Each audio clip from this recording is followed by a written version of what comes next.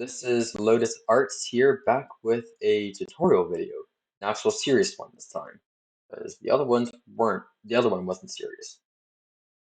Today we're going to be learning some basic tools for Bryce, i.e. controls. As you can see, my mouse right here is moving with this little spherical thing, which looks like it was made in Bryce itself.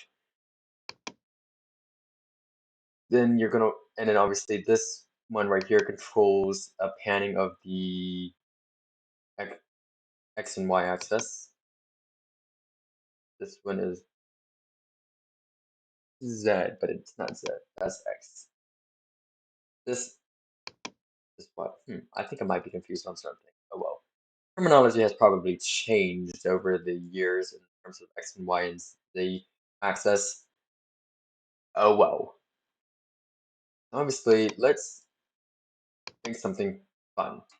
As you can see here, I was toying around with some things. So let's give it a nice nighttime look. So Starfield, and obviously you can select anything you want to see. Select, and then you can press Control X just to get rid of it. So now we just have ourselves a simple star system. Give it a minute to render. It renders each layer of a frame. So yeah, animation can take a decent amount of time. Again, depends on how much time you have. Back then in the 90s, like 95, 97, a simple image like this would have taken hours, depending. But now you can render it out within 28 seconds. Obviously, we need to know what our camera sees. Let me turn on the horizon bit. There you go. There. Now we know where our horizon. That green thing is called our horizon. All right. So now let's add in some primitives, like a sphere. Then we can rotate this however we like by going to edits, going to this specific rotational thing, and then clicking on the Z, or in this case X and Y. Z is my brain isn't braining.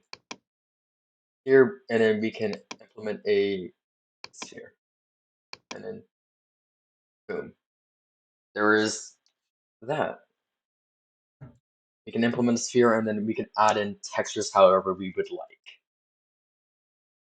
like. We can stop rendering actually, but let's actually give it a more refined look. So celestial, we can actually give it a planetary gas. Green Earth, but let's give it a planetary gas. Just to, that doesn't show up on anything. All right, fiery. Give it a plasma fire. Yeah, nope, that doesn't look good. Yep, we're gonna have to stick with our regular old plasma fire 3. This is plasma fire 2. There's crazy roadmap from the year 2342. I love that. But yeah, let's stick it to this, stick it to the man. Sorry for the clicking. I didn't not sound clicking. Anyway, so now we can add in. If we press this arrow right here, object presets, we can add in some more cool things. So, for example, we can add in this frame, and then, and obviously it's where it's ovaled up, so we can actually extend this out and make it curvy. Circle. Go to edits. Celestial. Give it a ring. Saturn's rings. Nice. Uranus, but we'll give it Saturn. And then obviously give it a nice little rotation. Flatten it out like a mushroom.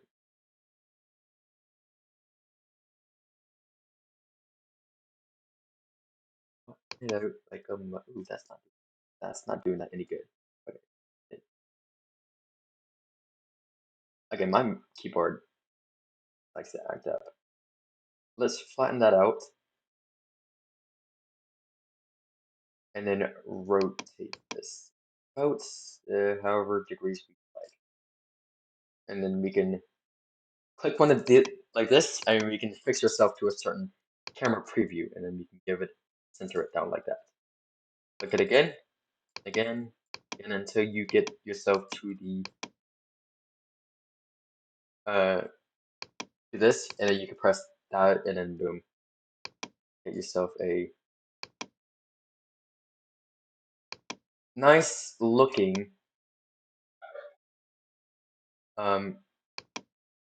planet. A fiery ball with a ring. Who would have thought? Obviously, this probably won't really give off a lot of light. See how that looks. Not bad. Not bad at all. So, kind of reminds me of those exoplanets that you might find. There's all sorts of things you might find in the universe.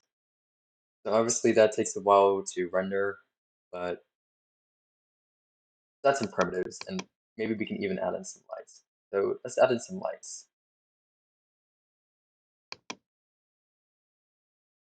Uh, First, let's add in, go here. Let's add in a spaceship,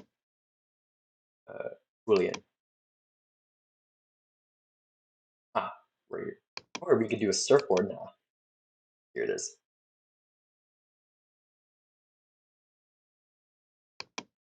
Spaceship.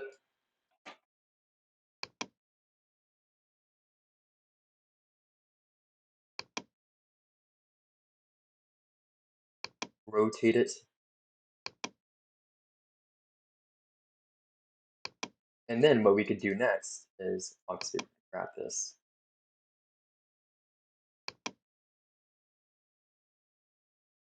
And we are going to give it a texture because I'm pretty sure that terracotta and green thing does not look good. Let's give it a let's give it a alien disco ball, alien spaceship. See how that looks. Ooh, it's like it in disguise, but I don't like how it's transparent. So we can always change this by going here, oily bronze, or we can go to a metals, and then we can give it a nice. Let's give it a nice orange crush, nice red. See how that looks. That looks something straight. Oh, I know why it's transparent. Yeah, that looks like something straight out of Galaxy Express or Galaxy Railways. You know that what the anime is. Drop a like in the comment. Drop a like in the comment. Drop a like. Oh yeah. Now that we have our little spaceship, thanks to the presets of Bryce, we can now animate this bad boy. I'm gonna have to set the camera and then do a new recording here in a minute. Right. So while this is rendering, what do we want to do with this? Because it looks just like a simple primitive and something from the 90s. So what we're going to want to do is obviously we're going to want to go here, paths.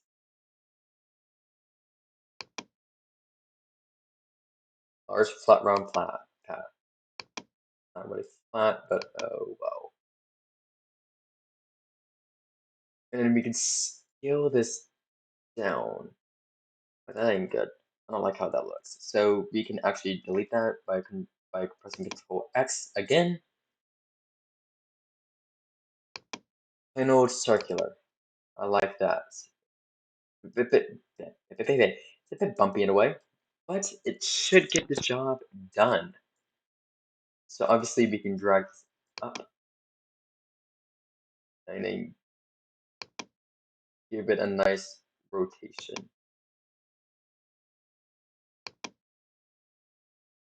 So obviously we're going to want to add a color to this just to identify. So since it's red, we'll give it a nice red. And since this is a thing,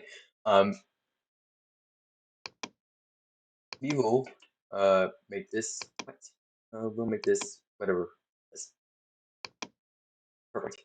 So now, what I want to do, I'm going to go here to A, linking, object none, anal circular, track, and then this is, what is this object? We can figure out the object name by pressing A and going to general. Sphere number 1. So linking object sphere number 1. So obviously,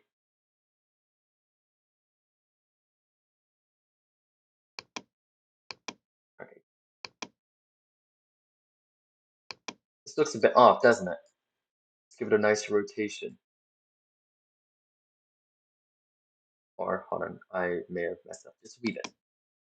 Let's remove the track thing. None. There we go. And with our tools that we have, remember going up to edit and then pressing the spherical thing, we can now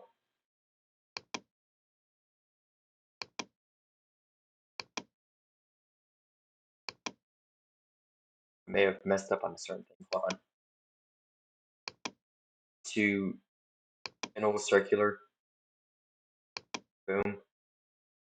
And that.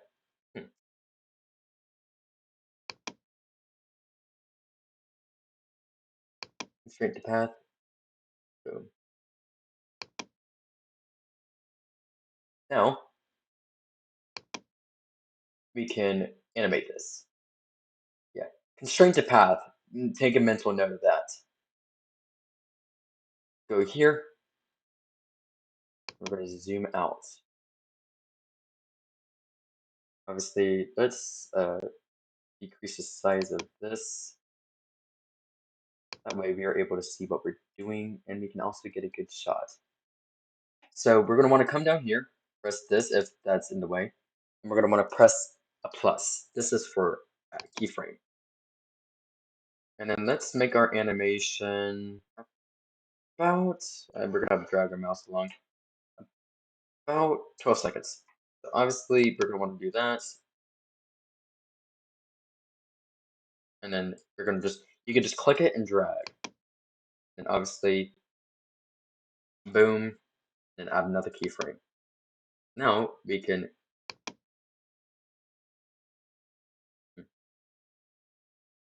oh, I must have missed a step. There. 1 second. I think I forgot to add in the keyframe even though I thought I did. Okay, that's a bit confusing. Why is it acting weird?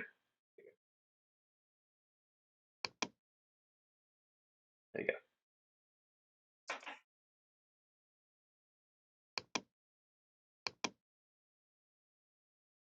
Alright, let's see how this animation looks.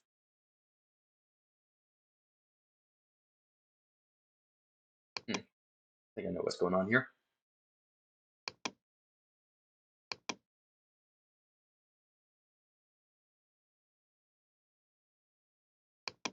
There you go. And then we add in our keyframe.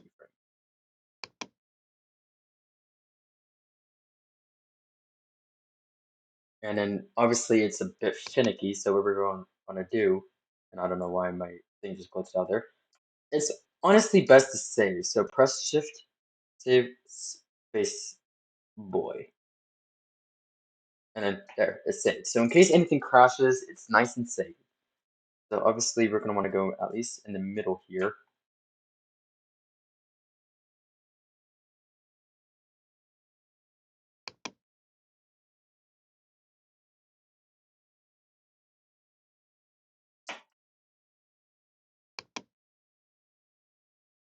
See how that looks.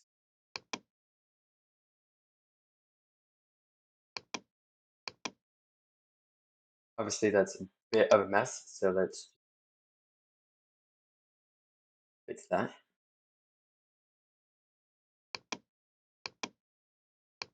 See how that looks. Obviously you might want to clean some things up, like rotation on certain scales. Scales, huh? I'm just saying some random crap. So obviously, if that does not look good, so what you're gonna want to do is you're gonna want to fix that.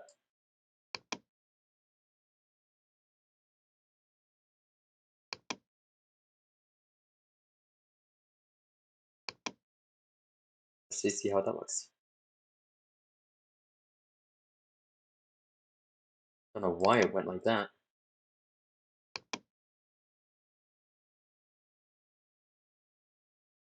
Let's remove that keyframe and then try again.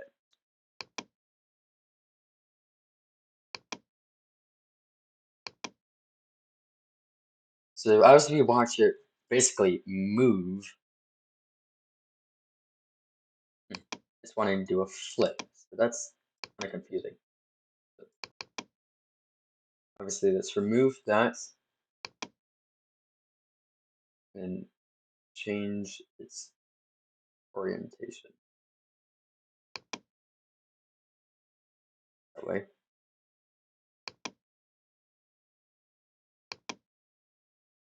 There we go. It's much better.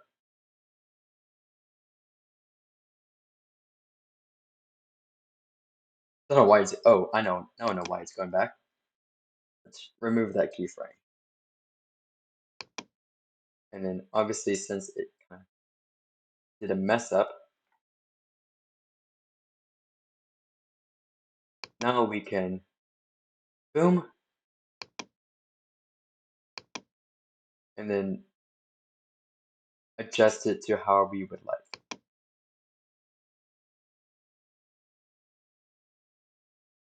It's a bit finicky right now.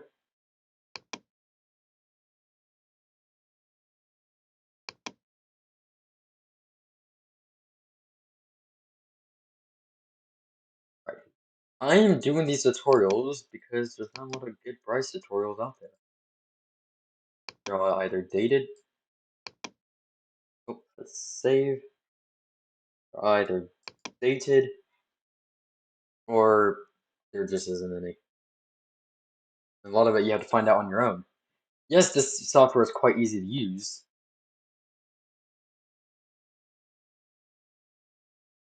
but it's if you don't know what you're doing, you do not know what you're doing. I had to start from scratch. Like start everything. Maybe use a tutorial here and there, but those tutorials are limited. There's not a lot of them out there. So now we have our animation. See how this looks rendered, at least a little bit. That's perfect.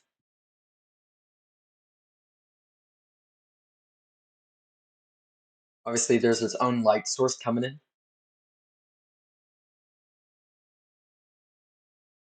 and then we can and to avoid such a long waiting time, we can actually document setup, constraint properties, and then we can change this to a low resolution of 640. Pardon me again. We can change this up to 640 by 480. Change, and it obviously it shrinks it down, but now we can render animation, set file location to wherever file you would like. So we'll just save this as Spaceboy. 5-second animation. But before we do any of that, we always want to start at the beginning frame. So render to animation, because if you don't have a disk, you do not have a disk. Now we can render, and it shouldn't take long. It see that took like a couple seconds. So obviously that's frame 3 now, and obviously I will play the animation with a royalty-free audio once it is well rendered. I hope you like this tutorial. Sorry if it's not as fun as what you see. I'll probably try to make the next tutorial as a lot more fun than what you usually see. And this is Lotus Arts signing out.